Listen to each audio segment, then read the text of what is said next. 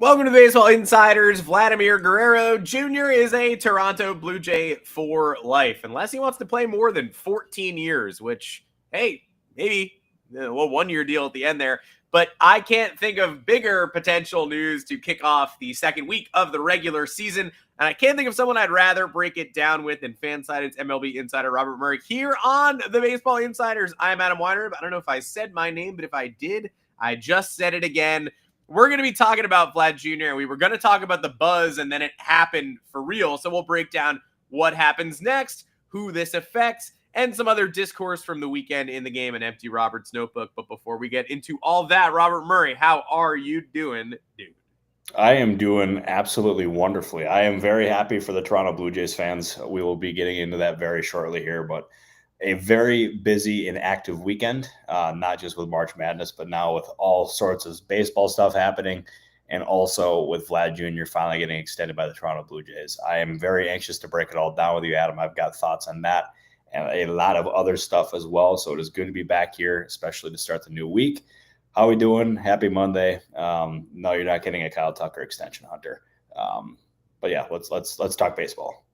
Let's talk baseball, and you are right. We have plenty to touch on. In addition to some of the strange Roki Sasaki discourse, Nestor Cortes' injury, and the Brewers' backup plan, which was formulated officially today when they dealt for Quinn Priester, which I know you want to talk about, and our comment section wants to talk about as well. Between shows, join us in the Baseball Insiders Discord, and you can get in there by becoming a member of the Baseball Insiders YouTube channel. So hit join just below this video. It's the easiest way to do it. In fact, it is the only way to do it. We'll see you there. Q&A with Robert Murray every Thursday. Get your questions ready. Additionally, you could subscribe to the Moonshot. That is our fan-sided baseball email newsletter weekly, where the fan-sided MLB team, including the one and only Robert Murray, break down all the biggest stories of the big leagues with humor, insight, behind-the-scenes info. You can get all that and more on the Baseball Insiders feed on fansided.com/baseball-insiders. That's where you get the latest rumors and notes from Robert, humor and insight from yours truly, and the best of baseball and pop culture from the FanSided MLB staff writers. So go ahead and check that out. All right, the Blue Jays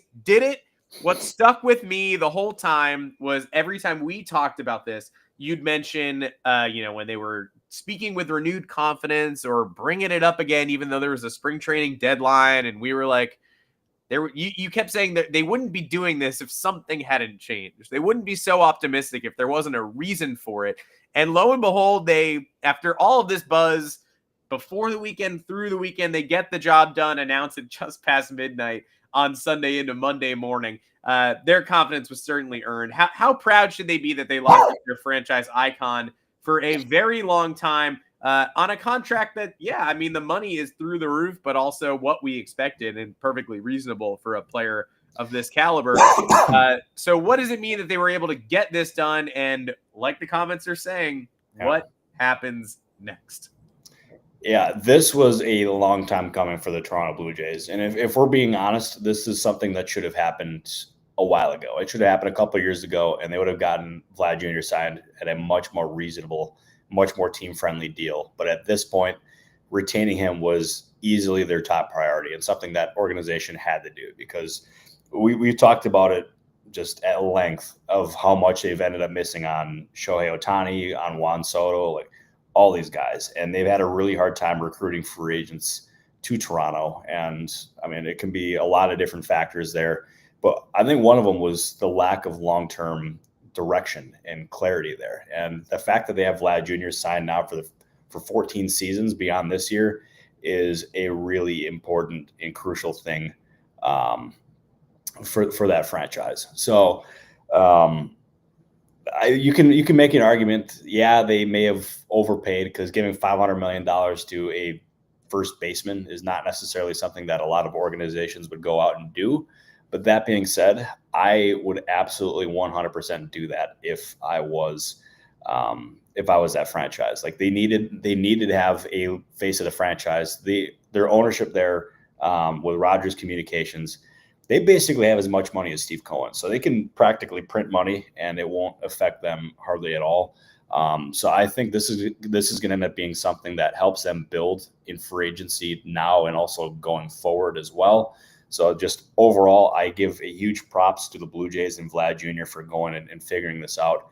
But I also want to This is something that's been on my mind for a while, and I've got a really good relationship with Blue Jays fans. They are an organization or just a fan base that I have genuinely grown to really love interacting with, because they're just super passionate. And I felt bad for them with these failed pursuits and these fake reports and everything in between there. So the fact that they got the guy signed, that's a really cool thing. So Toronto fans, I'm very happy for you. You guys deserve this. This is a huge deal for you guys, and you should celebrate it.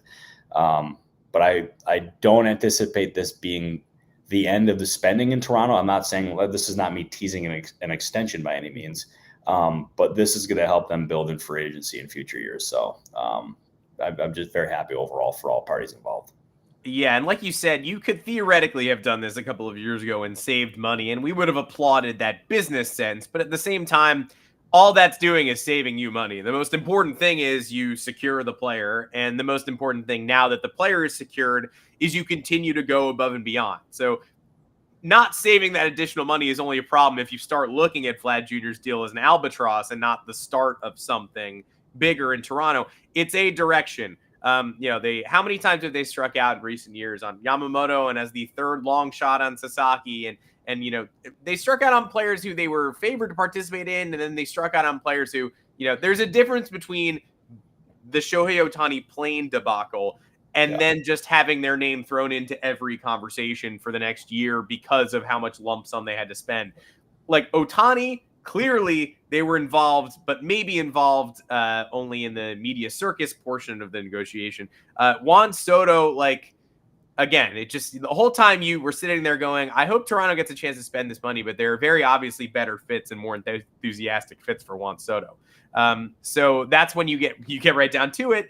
There is no perfect match, more excellent between money, need, desires of both parties than Vlad Jr. staying in Toronto, being the superstar to take that face of the franchise type money. You don't have to worry about, does he fit here? Does he make sense in Toronto? Is he going to prefer another locale? No, and no. This is where he wants to be. This is the team that wanted him there. Bichette, the comments saying don't be surprised if he's done by the All-Star break. I think I would be surprised if he's done mid-season, but I don't know how you're feeling about that. Yeah, I think Bo Bichette's very likely going to end up being a guy who reaches free agency and ends up he ends up trying to go to let me rephrase that. I think he's going to be a guy who tests free agency, and we'll see exactly where it goes from there. But this season is going to be vital for him, because last year was a struggle. There's no ifs, ands, or buts about that. He's shown some better signs this year. He's been a little bit more single happy than I think he would like, because I think this season a home run or getting the long ball would be a really big thing for him and his value in free agency. But this is a crucial season for Bo Bichette, and I can't imagine he's going to want to do an early extension before reaching free agency, considering the year he's coming off of. So that would surprise me. And also, there's a couple other things here too that I want to address, because you mentioned the plane fiasco with Ohtani and the Blue Jays, and I know there's a lot of people who think that was an agent plant by any means. That it was definitely not an agent plant. That was just really shit reporting. Just call it like I see it. It was not the agent. I don't know who the hell the sources were on it. But that was about as bad as it gets as far as reporting goes. So, and then also this sparked a thought here from in a question or the comment here by Andrew Lee. Is there some sort of extension deadline this week or next week? Because there's so many extensions that are getting done. And it's a valid question. There is not some sort of deadline that I believe. There are a lot of negotiations that do happen during spring training that ultimately sometimes don't get done during spring training, and they linger into the regular season. So I think that's some of what's happening here. But I also, you look at some of these extensions that get done, Christian Campbell, Jackson Merrill. I don't know the structure of Vlad Jr., but the ones that we know so far, they've been more backloaded and pretty light up front. And I wonder if that's the agents or the players trying to backload the deal, just because there's very likely going to be a lockout next year, and we don't necessarily know how many games are going to be played. So I'm wondering if they're trying to backload the contract there just so they can get as much money just in case there's not a full season next year. So that's just, I don't know, it's just a thought by me. We'll see. That ultimately like something that's on their minds, but that's something that's actually on my mind. That is a great shout, and that's the type of insight that I love hearing from you, because we've talked about the inevitability of a lockout in the past couple of shows, but I don't think I made quite that connection. I am curious about not just how it affects the next class, but how it affects some, like, are some other teams who may have already been getting a little hot under their collar when they watch Jackson Merrill get extended and they watch Christian Campbell agree to this, Garrett Crochet is probably a better example because that's big money. And that's sort of, raising the price on some people who might need to get extended. Like, is the heat on? We know how Bob Nutting and the Pirates operate, so I feel ridiculous even saying, like, did this put pressure on them to extend Paul Steens? Because that pressure's already there, and we know, what they're working with in Pittsburgh. But teams like Baltimore definitely come to mind for me. Like, every deal that gets done, I mean, from Cal Raleigh to Garrett Crochet, we're waiting on Adley Rutschman and Gunnar Henderson. Like, are any of these teams watching these homegrown stars get locked up? And you're saying on this show, man, they could have saved X amount of money if they'd done this 2 years ago. Like, who's thinking that way right now? And is there an action plan for the teams that are thinking that way? The Orioles should absolutely be thinking that way. And I wouldn't be surprised at all if they ended up having some sort of discussions with Gunnar Henderson or even Adley Rutschman.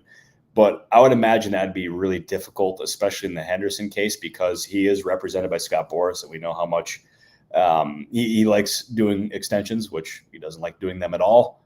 He prefers the players to establish their value on the open market. So I'd be really surprised if Gunnar Henderson ended up doing an extension now.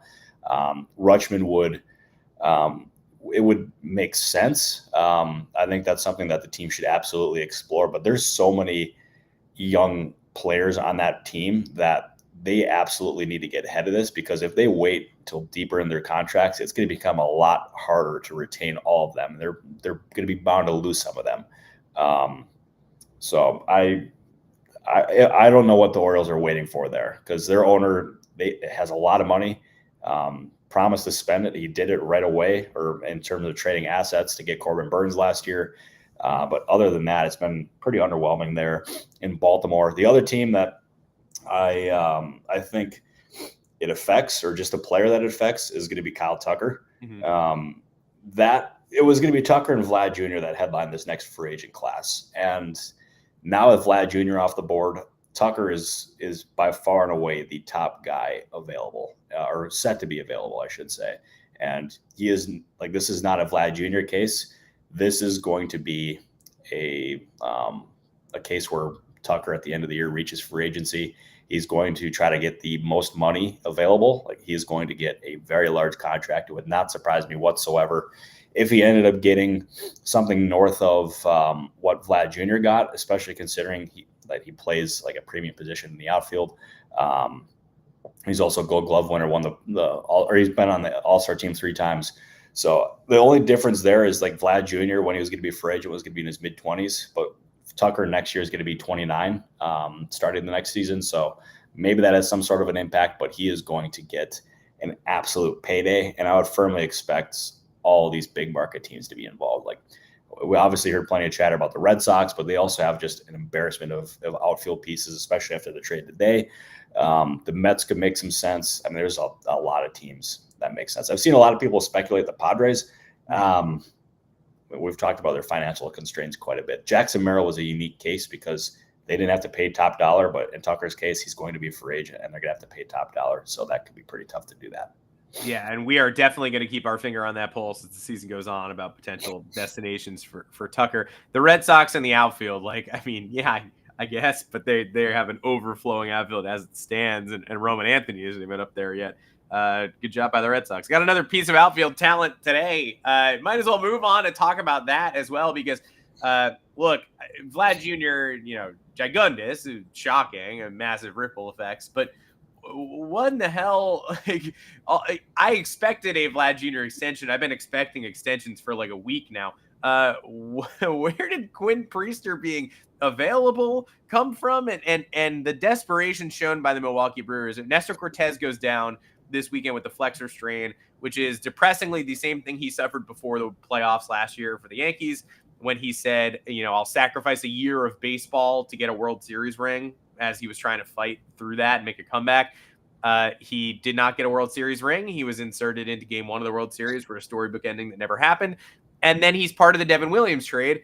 Give the Brewers kudos for getting Caleb Durpin as a long-term piece there. But at the time, when that trade was made, my mind flashes back to, didn't this guy just say that he was rehabbing so quickly and be willing to sacrifice a whole year of baseball? This is his walk year. Like, I was surprised that they were able to get that over the finish line.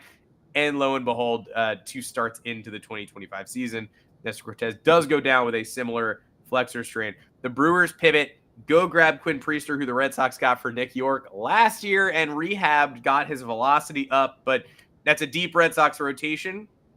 I guess they viewed Priester as an asset, and they used him to get another freaking top 10 prospect superstar outfielder and a draft pick. So what can you tell us about this trade and how the Red Sox were able to pull this off? I was really surprised when I found out about this trade this morning. And the final details of it, which sent Quinn Priester to Milwaukee, I believe his name is Yofuri Rodriguez, a competitive balance round A selection, and a player to be named later is going to Boston.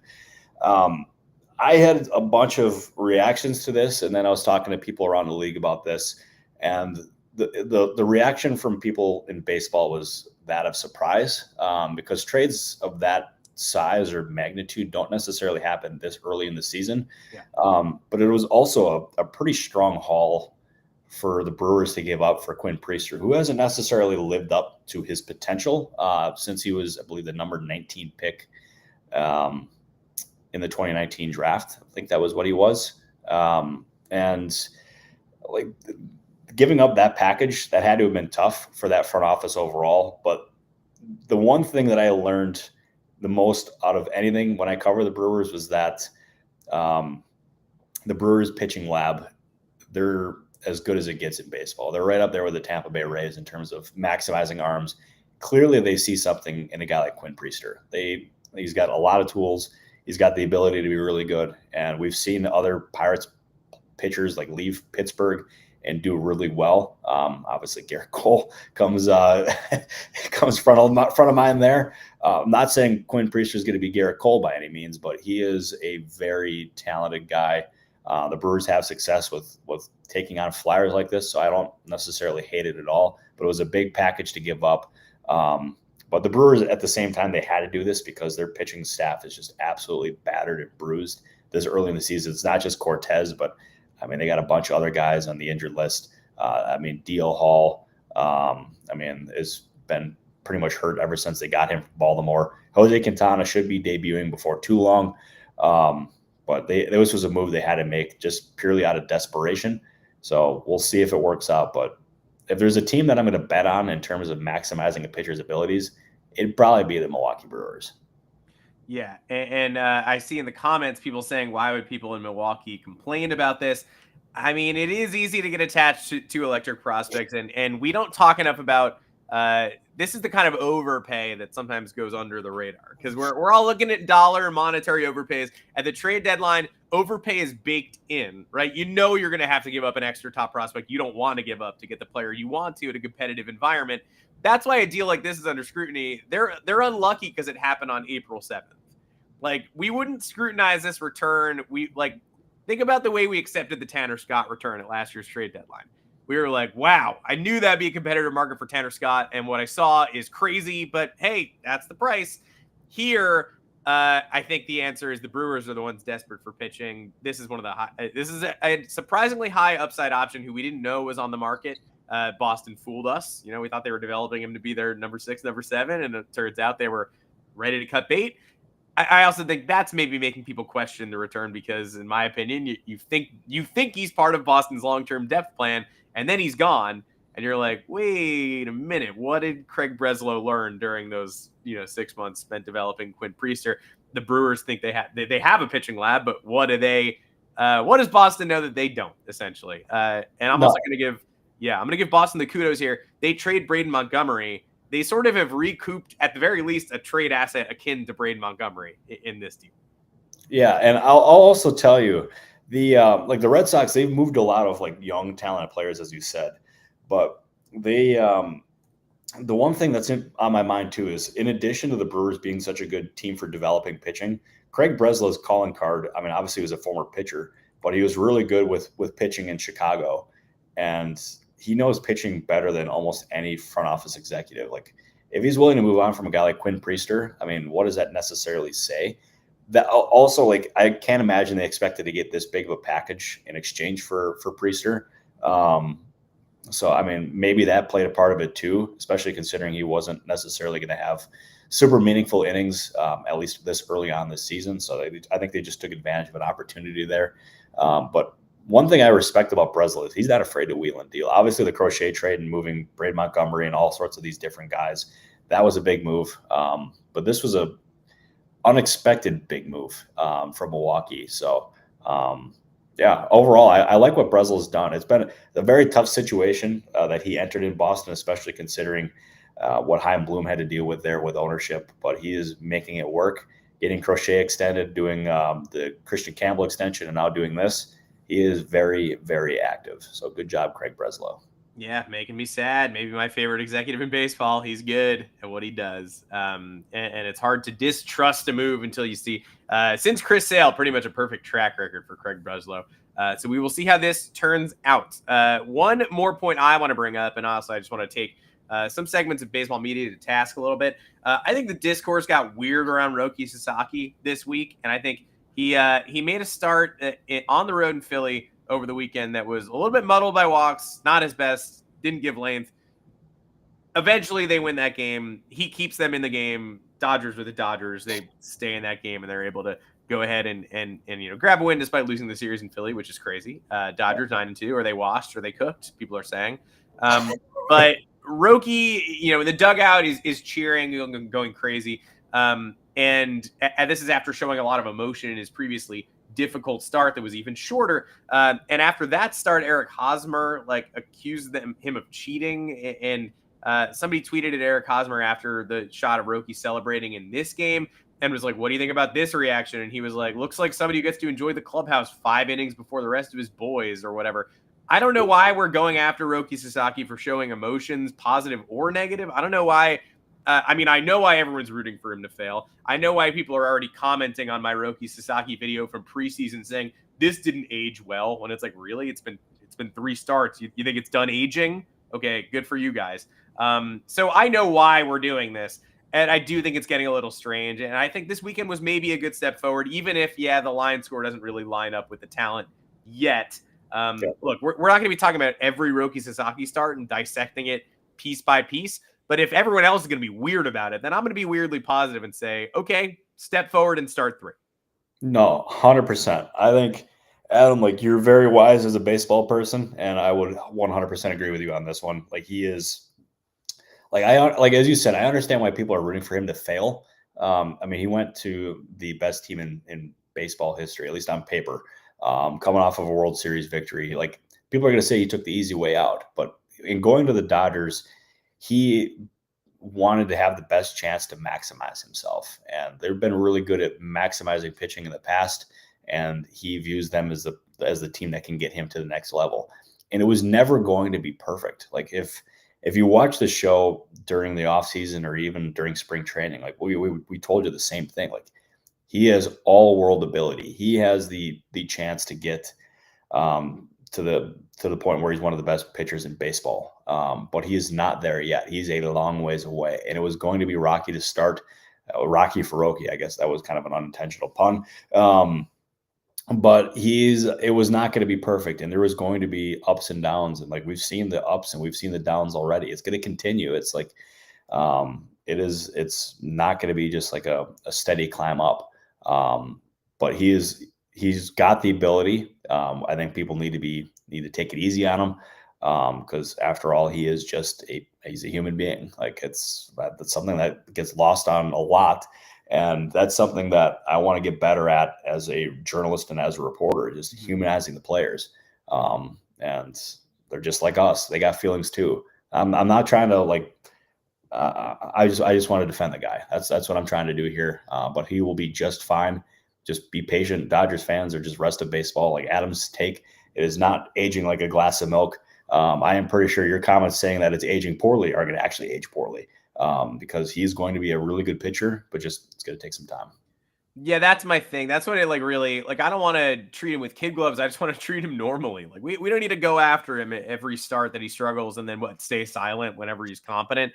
And this aged well eye roll comment just, made my eyes roll out of the back of my head. Like, again, nothing has aged after a month. Like that's not. I mean, we do, but takes are not ready enough. Well, yeah. I mean, obviously, yeah. Look, I'm older than I was a month ago, but these takes have a longer shelf life.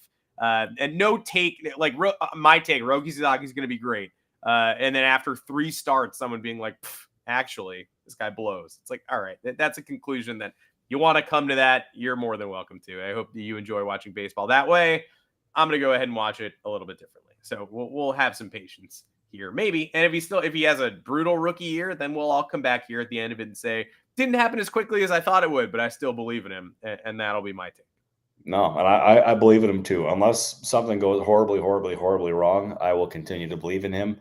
I don't anticipate anything going that wrong, but he will prove a lot of doubters wrong. The fact that he's got doubters 3 starts into his major league career, it's kind of crazy to me. I don't necessarily get it, but I guess that's the world we live in, where like everything's got to be decided almost instantaneously. That's the one thing that drives me nuts about the current landscape of media or just fan bases in general. Is the overreactions are just absolutely beyond ridiculous.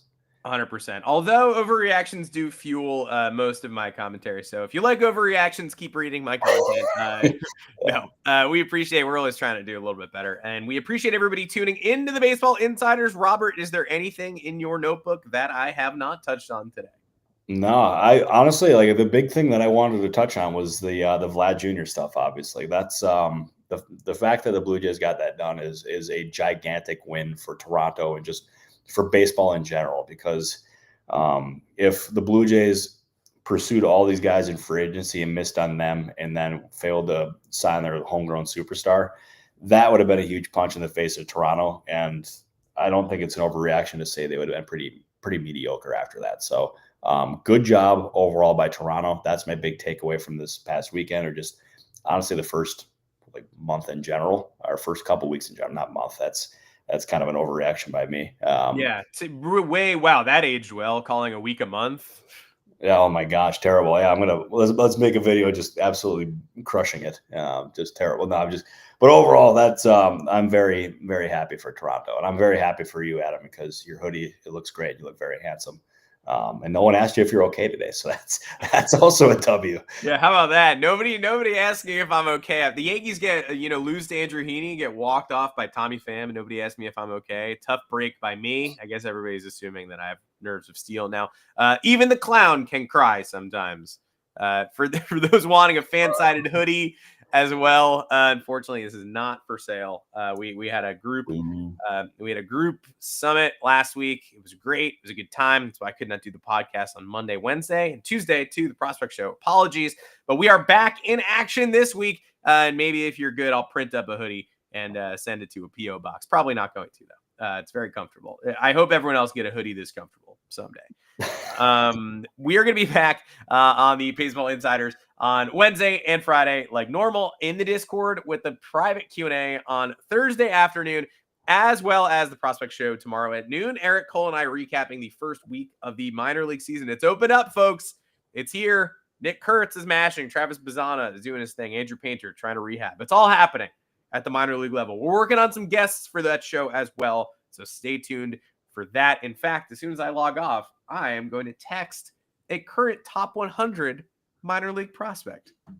Well, text. Adam's got players in his phone now, folks. Stay ready, because maybe we have an Adam bomb coming at some point. How about that? Yeah, stay tuned. Stay tuned. I'm gonna hit up with the the re-up text, see if we can go grab him for an interview. But until then, we'll see you on the show on those successive dates. Robert Murray, thank you for coming on today to break down the Vlad Jr. news and plenty more with me. I hope we get another random ass trade before Wednesday's show. That would be my goal. That's my hope too. As soon as the podcast wraps up here, I have a very interesting source meeting to go to. So we'll see. So you're texting some top 100 prospects, and I'm meeting with a very interesting source. So I am very, excited about that. I don't think I'm going to be breaking any news from that, but it shall be a very good time. Either way, thanks for sticking it out with us. We've got plenty of exciting things in the hopper. We'll see everybody back here tomorrow for the Prospect Show at noon Eastern, and back with Robert on the Baseball Insiders on Wednesday at 1 o'clock Eastern time. Until then, catch everybody in the Discord. Read us at fansided.com/baseball-insider. Subscribe to the Moonshot, and we will see you live on this channel. Turn on your notifications to know when that's going to be. Take care, everybody. Thank you, everybody.